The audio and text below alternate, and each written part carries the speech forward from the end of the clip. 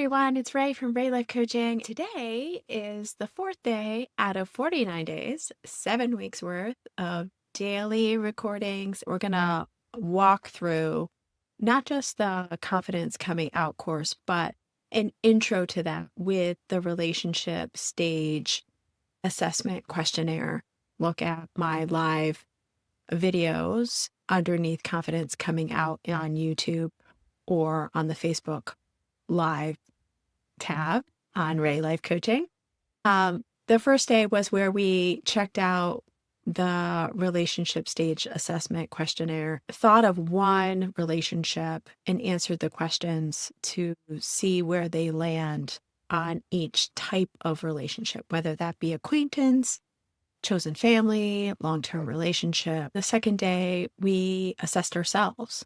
How do we show up in this relationship? Guesses, internal, because we don't know what the other person feels about us unless they've told us. And we're also feeling our intuition around it. What do we think we're actually showing up for? What can we say to ourselves? Oh, maybe not. Maybe I never really said that. Maybe there's something I don't feel good about myself around this question.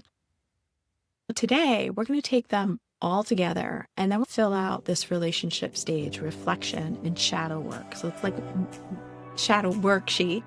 And let's do that. See you there.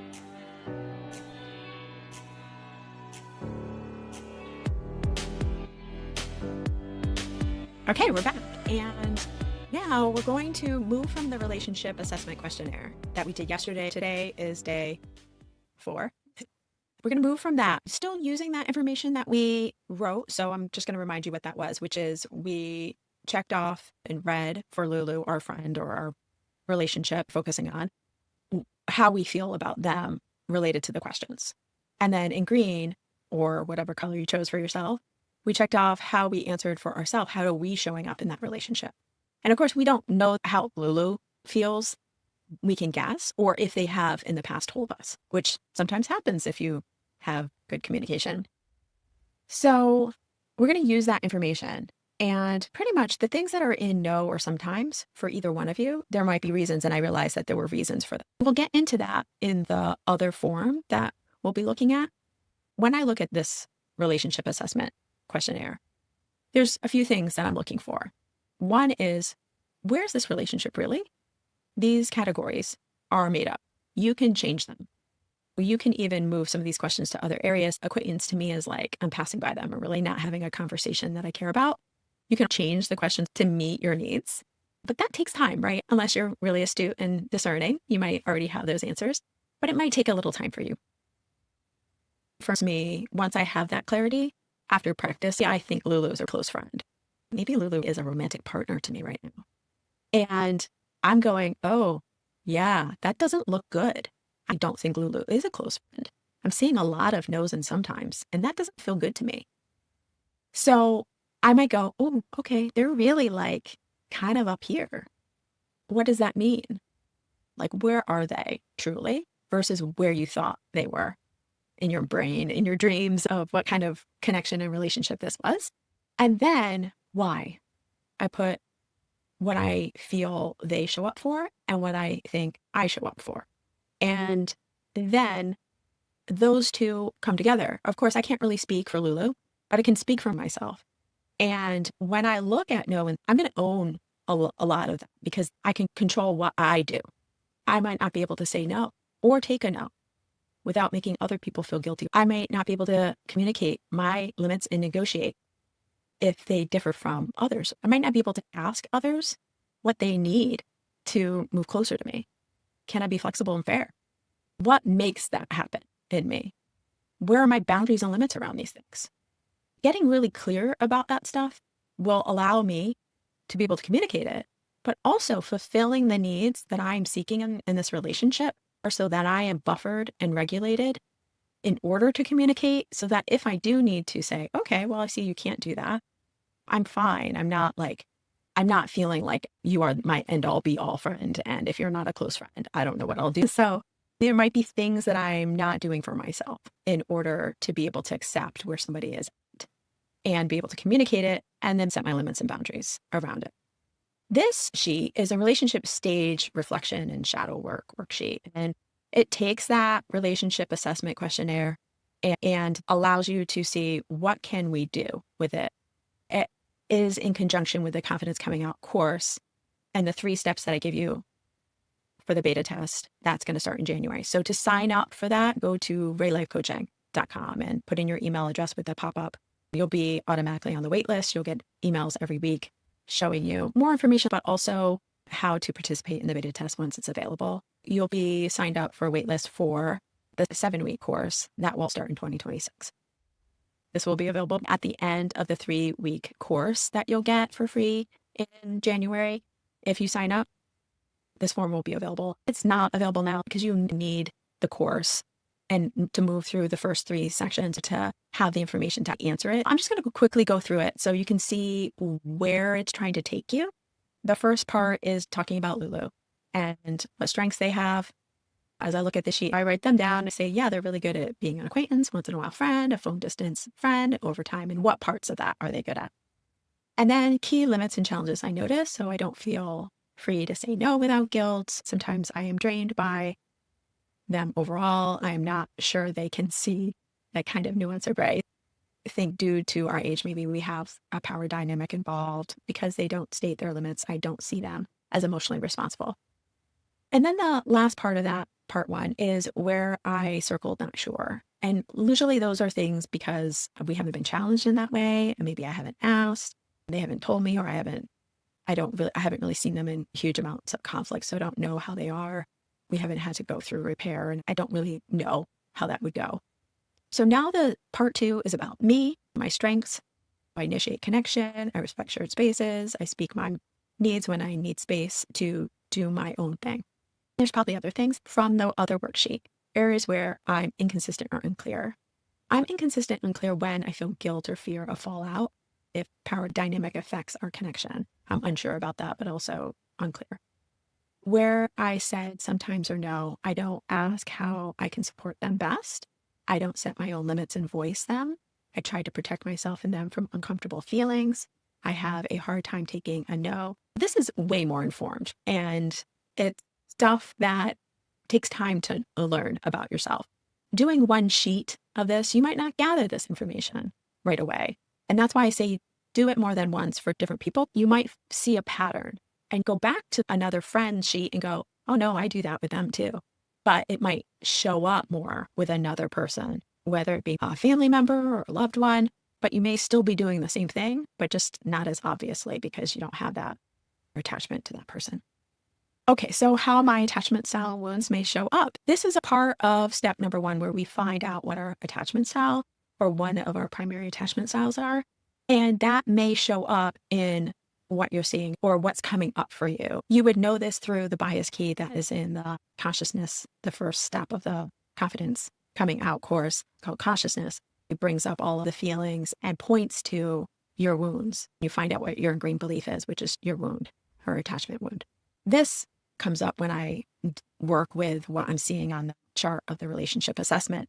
The next step is part 3, integrating with the Confidence Coming Out course. So we talked about what I just mentioned is the bias key. We bring up a situation, and it might be one of the things that is on the questionnaire or in the moment while we're doing this, because most likely our body's already tuning into this situation, like with this person.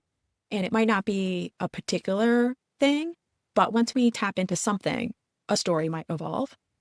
So we got, what are your body sensation and emotions?